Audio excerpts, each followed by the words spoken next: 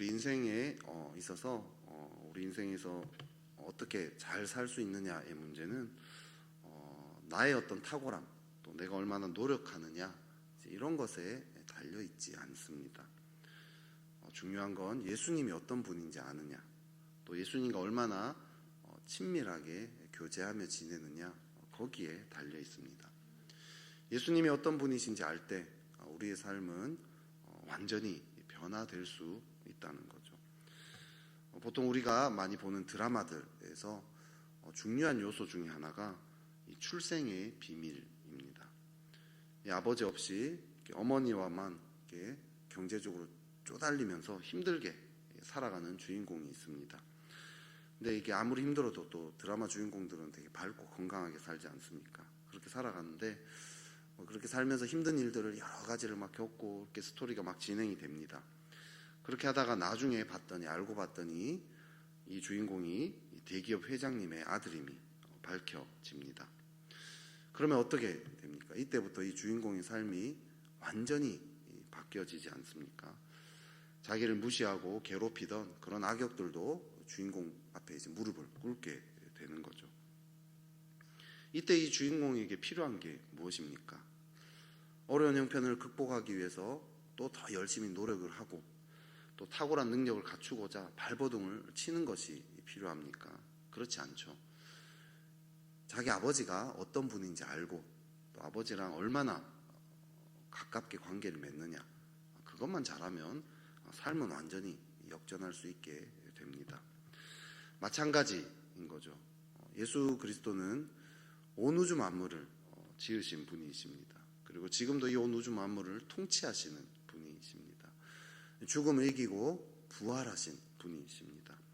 그분은 우리를 사랑하시고 우리를 위해서 모든 것을 내어주신 분이라고 이야기합니다. 이분이 어떤 분인지 알고 이분과 좋은 관계를 맺는 것, 이것이 우리 삶의 승패를 가려줍니다.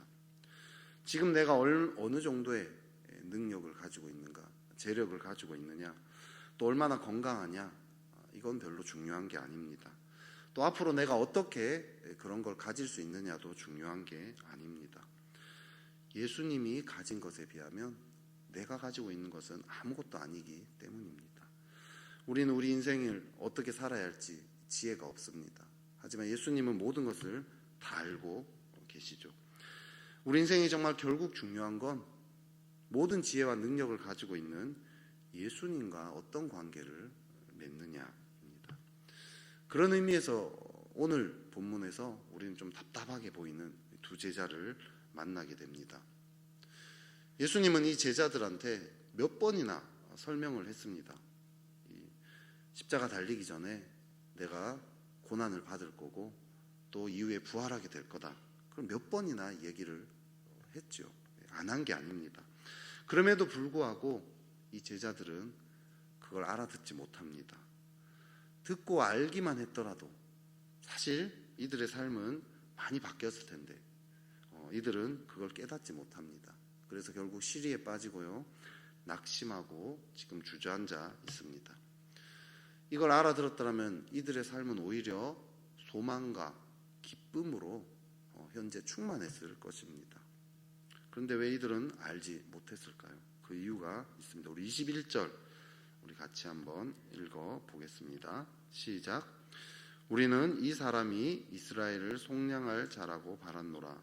이뿐 아니라 이 일이 일어난 지가 사흘째요. 이스라엘을 속량할 자라고 바랬다라고 얘기합니다. 이 당시 이제 이스라엘이 로마의 압제 가운데 있었습니다. 근데 언젠가 메시아가 나타나서 이들을 로마의 압제로부터 정치적으로 해방해 줄 거라고 믿었던 거죠. 이들은 예수님을 메시아라고 생각했습니다. 그래서 예수님이 로마로부터 왕으로 와가지고 정치적으로 로마로부터 해방해 줄 거라고 기대하고 있었습니다. 예수님이 메시아인 것은 맞는 거죠. 맞지만 메시아의 역할이 정치적인 해방이 아니라 죄와 어둠의 권세로부터 영적으로 해방하는 것에 있었던 것입니다. 그래서 하나님과 끊어져 있는 이 인간의 관계를 회복하는 것이 메시아의 역할이었습니다. 하지만 이 엠마오로 가는 이 두 제자들은 정치적인 해방을 원했습니다.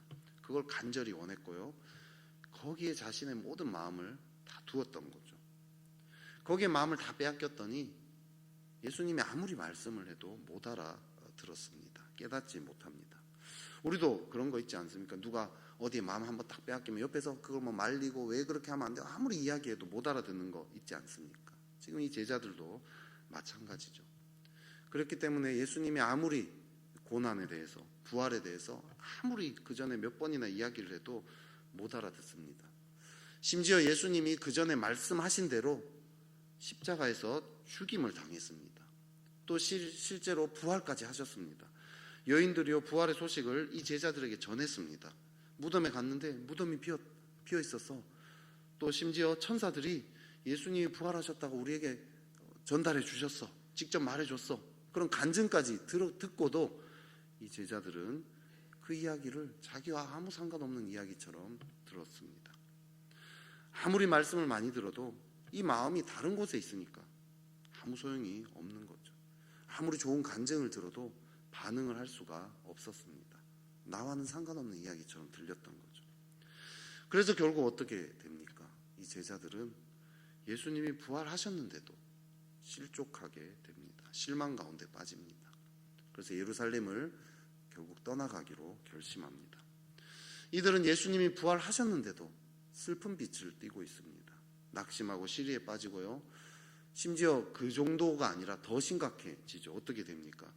부활하신 예수님이 직접 다가와서 동행하는데도 예수님을 알아보지도 못합니다. 예수님을 그렇게 따라다녔던 제자들 아닙니까? 예수님과 대화까지 하면서도 예수님을 못 알아봅니다. 이게 진짜 말이 되는 이야기입니까? 아마 이들은 예수님은 이미 죽으셨기 때문에 존재할 수 없다라고 생각했던 것 같습니다. 눈앞에 있는 이 사람이 예수님일 거라는 건 상상조차 못했던 일이었던 것 같습니다. 예수님 부활하신다고 그렇게 말씀하셨지만 그 말씀을 지금 생각조차 못하고 있는 상태입니다. 그런데요, 이들이 예수님의 말씀에 이제 반응하기 시작합니다. 예수님이 이들에게 말씀을 풀어줍니다. 이들이 나중에 이렇게 고백합니다. 우리에게 말씀하시고 우리에게 성경을 풀어주실 때 우리 속에서 마음이 뜨겁지 아니하더냐라고 이야기합니다. 말씀을 경험하기 시작합니다. 지금까지 이해하지도 못하고 깨닫지도 못했던 그 말씀이 이해되기 시작합니다. 이해되는 정도가 아니라 이제 뜨겁게 반응하기 시작을 합니다. 어떻게 이런 변화가 일어날 수 있습니까? 그동안 그렇게 말을 해도 못 알아듣던 이 제자들이 예수님이 똑같이 얘기했죠. 근데도 반응을 못했었는데 이번에는 반응하기 시작합니다. 어떻게 알아듣기 시작하는 일이 일어났습니까? 이들이 바라고 원했던 그 모든 것들이 다 무너졌기 때문입니다. 실패했기 때문입니다. 메시아를 통해서 정치적 해방이 일어나기를 원했는데 그 계획들이 다 무너졌죠. 예수님이 왕으로 딱 오시면 자기들 한 자리 차지하려고 생각하고 있었는데 그 계획들이 다 무너져 버렸습니다. 자신들이 마음을 두었던 그것이 와르르 무너져 버렸습니다. 이제 더 이상 거기에 마음을 둘 수가 없는 거죠. 더 이상 거기에 마음을 둘 수 없자 이제 예수님의 말씀에 대해서 마음이 열리기 시작했습니다. 예수 이름 높이세라는 이 찬양이 있습니다. 그 찬양 2절이 이렇게, 가사가 이렇게 시작됩니다. 나의 계획이 실패하고 나의 소망이 끊어질 때 삶의 주관자 되신 그분 앞에 나의 무릎을 꿇어 경배하네. 이렇게 시작합니다. 나의 계획이 실패하고 나의 소망이 끊어질 때 그제서야 삶의 주관자 되신 그분 앞에 나의 무릎을 꿇어 경배한다라는 표현이 나옵니다. 우리는 기본적으로요, 끊임없이 주님께 마음을 두지 않습니다. 끊임없이 주님 아닌 다른 것들에 마음을 두는 자들입니다.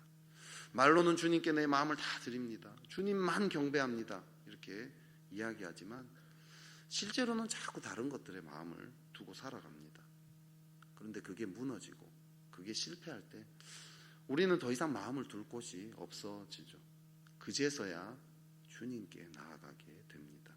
그제서야 진짜 주님을 보게 됩니다. 그제서야 정말 이 말씀의 참뜻을 깨닫게 되는 거죠. 그 전까지는 내가 듣고 싶은 것만 듣고, 내가 보고 싶은 것만 보고, 내가 믿고 싶은 대로만 믿었을 뿐입니다. 우리는 살면서 이런 이야기를 자주 합니다. 살면서 내 뜻대로 되는 일이 하나라도 있더냐? 살면서 내 마음대로 되는 일이 하나라도 있더냐? 다 내 마음 같지 않네. 이런 고백이 나올 때 있습니다. 이때가 주님께 나아가야 할 때입니다. 내 계획이 무너졌으니까 이제 또 다른 새로운 계획을 세워봐야지, 머리를 굴려봐야지, 그럴 때가 아닙니다. 지금이야말로 내가 마음을 두었던 곳이 사라진 거죠. 그래서 주의 말씀이 들릴 때입니다. 주님이 어떤 분인지 눈이 열어질 때라는 거죠. 주님께로 나오라고 주님이 지금 막 초대하고 있습니다. 이제 정말 너의 눈이 열릴 때가 되었다. 나에게로 나오렴. 잘 나가면요, 우리 감사합니다. 우리 인생이 잘 될 때 감사한 일이죠. 근데 실패했을 때는 예수님을 더 잘 알 수 있으니까 사실은 더 감사한 일입니다. 그렇기 때문에 우리는요, 우리 인생은 이런 면에서 봤을 때 잘 나가든지 실패하든지 항상 소망이 있습니다. 우리가 어떤 상황에서든 소망을 가져야 될 이유가 오늘 본문에서요, 사실 한 가지 더 이야기하고 있습니다. 우리가 어떻게 행동하든 어떤 모습이든 주님이 계속해서 다가오신다는 거죠. 이런 제자들이 말씀을 깨닫게 될 때까지, 이들이 정말 참 눈을 떠서 부활하신 예수님을 알아보게 될 때까지, 사실 오늘 본문을 보면 예수님이 계속 다가오셨다는 걸 알게 됩니다. 제자들은 예수님을 포기하고요, 예루살렘에서 엠마오로 떠나갔습니다. 낙심하고요, 시리에 빠져서 떠나갔죠. 예루살렘 떠난다는 게 뭡니까? 이제 다 포기했다는 뜻 아닙니까? 그런데 예수님은 포기하지 않고 제자들에게 다가오셨죠. 엠마오로 떠나가고 있는 그 제자들에게 또 다가오셨습니다. 제자들은요, 예수님이 아무리 십자가와 부활을 이야기해도 알아듣지 못했습니다. 근데 예수님은 또 다가오셔서 그 말씀을 또 가르쳐 주셨습니다. 심지어 제자들은 예수님을 만나고도 예수님을 알아보지 못했습니다. 그런데 예수님은 제자들이 자신을 알아볼 때까지 함께 지내면서 음식까지 같이 먹었습니다. 결국 제자들은 예수님을 알아보게 됩니다. 그리고 예루살렘으로 다시 돌아갔다라고 얘기합니다. 우리 33절 한번 읽어볼까요? 33절 한번 읽어보겠습니다. 시작. 곧 그때로 일어나 예루살렘에 돌아가 보니 11제자 및 그들과 함께한 자들이 모여 있어. 이 제자들이 시리에 빠져서 엠마오로 돌아가다 다시 예루살렘으로 이제 말씀을 깨닫고 알게 되니까 다시 돌아갔다라고 합니다. 그리고 부활하신 예수님을 증거하기 시작합니다. 시리와 낙심에 빠졌던 자들의 삶이 다시 회복이 됩니다. 오히려 그 마음에 그 전보다 확신과 기쁨에 가득한 삶으로 바뀐 것을 알게 됩니다. 예수님이 그렇게 될 때까지 계속해서 다가오셨기 때문에 가능한 일인 거죠. 우리 인생의 승패는 내가 얼마나 탁월하냐, 내가 얼마나 노력하느냐, 이런 것에 달려있지 않습니다.